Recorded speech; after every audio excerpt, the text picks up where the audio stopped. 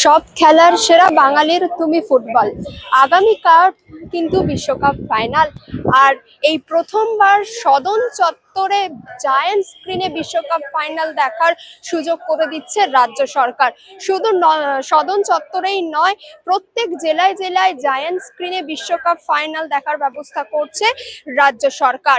আর আজ ক্রীড়ামন্ত্রী ইন্দ্রনীল খান তিনি এসেছিলেন। ইন্দ্রনীল খান এসে পুরো নন্দন চত্বর পরিদর্শন করলেন। প্রথমে তিনি বৈঠক করেন এখানকার আধিকারিকদের সঙ্গে এবং কোথায় জায়ান্ট স্ক্রিন লাগানো হবে, কোথায় সাধারণ মানুষরা বসে দেখবেন, সমস্তটা কিন্তু তিনি খতিয়ে দেখেন। এবং এর সঙ্গে উপরি পাওনা মুখ্যমন্ত্রী শুভেন্দু অধিকারী কাল সকলের সঙ্গে বসে এই বিশ্বকাপ ফাইনাল দেখবেন বলেই কিন্তু জানালেন ক্রীড়ামন্ত্রী ইন্দ্রনীল খান। তিনি আরো বলেন যে তাকে যখন জিজ্ঞাসা করা হয় তিনি কোন দলের সমর্থক, তিনি জানান তিনি মন থেকে আর্জেন্টিনার সমর্থক। কিন্তু দীর্ঘদিন স্পেন যেহেতু বিশ্বকাপে জয়ী হয়নি, সেক্ষেত্রে আপাতত তিনি স্পেনকেই সাপোর্ট করছেন। তবে মন থেকে তিনি ছোট থেকেই আর্জেন্টিনাকে কিন্তু সমর্থন করে আসছেন। কি বলছেন তিনি সরাসরি শোনাবো আপনাদেরকে। দেখুন, আমি ছোটবেলা থেকে আর্জেন্টিনার সাপোর্টার ছিলাম, কিন্তু আমি সবসময় আন্ডারডগদের সাপোর্ট করি। তো আর্জেন্টিনা গতবার বিশ্বকাপ পাওয়া অব্দি আর্জেন্টিনার সাপোর্টার ছিলাম, এবার বিশ্বকাপ পেয়ে গেছে।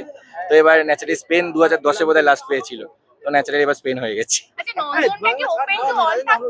সে বিষয়ে আমরা নির্দিষ্টভাবে জানিয়ে দিচ্ছি, সেই মর্মে আমরা নির্দিষ্টভাবে। তবে আমার গলা ফাটাবো যেদিন ভারতবর্ষের জার্সি পরে পশ্চিমবঙ্গের ছেলেমেয়েরা বিশ্বকাপে দাপাবে, সেই নিয়ে জানিয়ে দেওয়া হবে। কাজ করে ওটা ওকে দিয়ে দাও, তুমি দুটো নিয়ে নাও।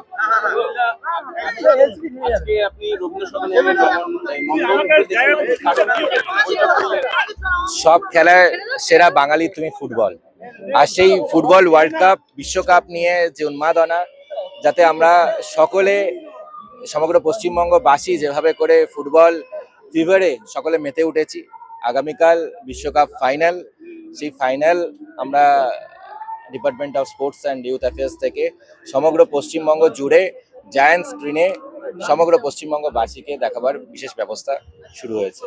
এবং কলকাতার মধ্যেও আমরা ধন্যবাদ জানাই আমাদের রাজ্যের সম্মানীয় মুখ্যমন্ত্রী শ্রী শুভেন্দু অধিকারী মহাশয়। তিনি নিজে স্বয়ং উপস্থিত থাকবেন কলকাতার মধ্যে যে জায়ান্ট স্ক্রিনে দেখানো হবে। আমরা নন্দনকে বেছে নিয়েছি, এখানে আমরা ওপেন এয়ারও প্রোগ্রাম থাকবে এবং বিশেষ করে বিভিন্ন আমরা বর্ষার কথা ভেবেও আমরা সেই ব্যবস্থাও রাখছি। তো আমরা নন্দনের এই প্রাঙ্গণেই আমাদের জায়ান্ট স্ক্রিনে দেখা হবে এবং এটা একটা ঐতিহাসিক মুহূর্ত। এবং এটা প্রথমবার আমরা বাঙালিরা ফুটবল ফিভারে যেভাবে আমরা ফুটবলকে ফুটবল আমাদের আবেগ, সেই ফুটবল বিশ্বকাপকে আমরা সামনে রেখে মানুষের সকলে মিলে একসাথে আনন্দ করব, উদ্দীপনা হবে, সকলে মিলে আমরা বিশ্বকাপ ফাইনাল একসাথে মিলে দেখব। মুখ্যমন্ত্রী থাকবেন ওখানে, শুনছি আমরা মুখ্যমন্ত্রী থাকবেন। সম্মানীয় মুখ্যমন্ত্রী কলকাতায় যেখানে জায়ান্ট স্ক্রিনে হচ্ছে রবীন্দ্র সদন চত্বরে, উনি আমাদের সম্মানীয় মুখ্যমন্ত্রী, তিনি আমাদেরকে আমাদের সৌভাগ্য যে তিনি আমাদের সঙ্গে একসাথে মিলে আমাদের এই ফুটবল বিশ্বকাপ ফাইনাল দেখার জন্য তিনি সম্মতি দিয়েছেন। এবং তিনিও আমাদের বাঙালিরা যেমন ফুটবল প্রেমী, আমাদের সম্মানীয় মুখ্যমন্ত্রীও ফুটবল প্রেমী এবং ফুটবল বিশ্বকাপ আমরা সকলে মিলে সাধারণ মানুষের মধ্যে থেকে তিনি এই ফুটবল ওয়ার্ল্ড কাপ ফাইনাল ম্যাচটা দেখবেন। এবং গতকাল তার বাড়িতে গিয়েছিলেন, আজকে তিনি সকালবেলা পাওয়া গেছে দময়ন্তীকে। আপনি তো বাড়িতে গিয়েছিলেন গতকালই, বাড়িতে কি হয়েছিল কি জানলেন? দেখুন, আমাদের বাংলার শুটার তিনি দময়ন্তী সেন, তাকে আমরা পরশুদিন রাত্রির আমার কাছে খোঁজ আসলো যে সোশ্যাল মিডিয়ার মাধ্যমে প্রথমে এসেছিল, আমি জানতে পেরেছি যে উনি মিসিং আছেন এবং রথযাত্রার দিন থেকে হঠাৎ করে তিনি মিসিং হয়েছেন বাড়ি থেকে বেরিয়ে যাওয়ার পর। এবং রাত্রি 2:30টার সময় যখন জানতে পেরেছি তখন থেকেই আমরা পুলিশ কর্তৃপক্ষ এবং যারা ওনার পরিবারের সদস্য তাদের সঙ্গে যোগাযোগ করেছি এবং গতকাল তার পরিবারের সঙ্গে দেখাও হয়েছিল। আমরা ভবানী ভবনেও গেছিলাম যাতে আমাদের বোনকে আমরা খুঁজে পাই, তার জন্য সুব্যবস্থা করতে। শুধুমাত্র এই যে এর আগে আমরা দেখেছি যে মিসিং হয়ে গেছে, সময় পেরিয়ে গেছে, তারপর কিছু অঘটন যাতে না ঘটে তার জন্য আমরা ভীষণ একটা ফাস্ট ট্র্যাকিং করে সেখানে দেখা হয়েছে এবং সম্মানীয় মুখ্যমন্ত্রী শ্রী শুভেন্দু অধিকারী মহাশয় তিনি স্বয়ং পুরো বিষয়টি মনিটর করেছেন তার খুঁজে পাওয়া অবধি, এবং আমাদের বোনকে সুস্থ অবস্থায় আমরা পেয়েছি। এর থেকে খুশির খবর কি হতে পারে? আমতলায় অভিষেক বন্দ্যোপাধ্যায়ের অফিস বেআইনিভাবে গড়ে উঠলো। আমতলায় অভিষেক বন্দ্যোপাধ্যায়ের নির্বাচনী কার্যালয় এবং কেন্দ্র সেখানে বেআইনিভাবে ছিল, আজকে মূল্যবান থেকে ভাঙা হচ্ছে। প্রশাসন দেখুন, পশ্চিমবঙ্গে এখন আইনের শাসন, শাসকের আইনের দিন শেষ হয়ে গেছে। তো আইনের শাসনে কোনো বেআইনি বিষয় থাকলে সেটা নিশ্চয়ই আইনের যেরকম প্রভিশন আছে সেটাই হবে।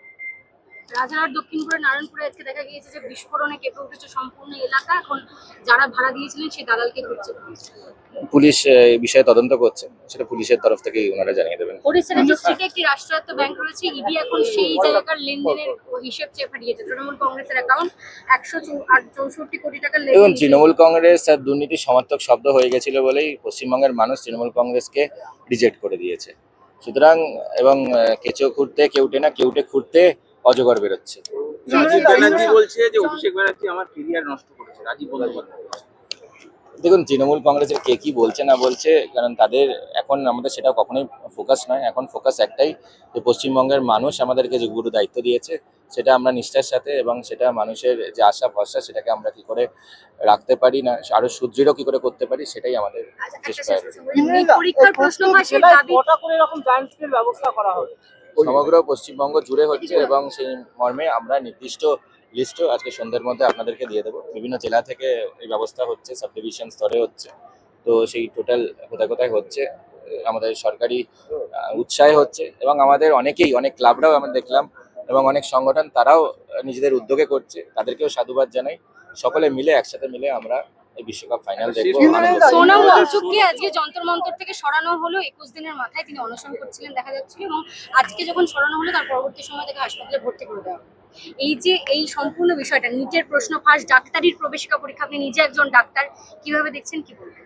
ওনার সুস্থতা কামনা করি এবং ওনার শারীরিক ব্যবস্থা কি অবস্থা আছে সেটা নিয়ে সকলেই আমরা ওনার শারীরিক সুস্থতা নিশ্চয়ই আমরা কামনা করি। 2016 সালে বিধানসভা নির্বাচনে নিরপেক্ষ কাজ করায় 49 জন কলকাতা পুলিশের কর্মীকে জেলায় বা রাজ্য পুলিশে ট্রান্সফার করেছিল নিয়ম ভেঙে।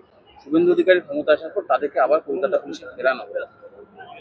দেখুন, অন্যায় অনেক হয়েছে এবং বিভিন্ন সময়ে কখনো কলকাতা পুলিশের মানুষকে তাকে পাঠিয়ে দিয়েছে অন্য জায়গায়, আবার সুন্দরবনের মানুষকে পাঠিয়ে দিয়েছে পাহাড়ের মানুষকে পাঠিয়ে দিয়েছে জঙ্গলমহলে। এই যে অন্যায় করেছে এবং without any SOP, without any স্বচ্ছ ট্রান্সফার পলিসি, এটা সর্বত্র হয়েছে পুরো পশ্চিমবঙ্গ জুড়ে। তো সেই অন্যায়ের 16 কণা পূর্ণ হয়েছে এবং তারপরে মানুষ রিজেক্ট করে দিয়েছে এবং সেগুলো এখন প্রত্যেকটা যা আছে সেগুলো তদন্ত হচ্ছে এবং তার সাথে সাথে সেগুলো কারেকশন হচ্ছে। চলি আমাদের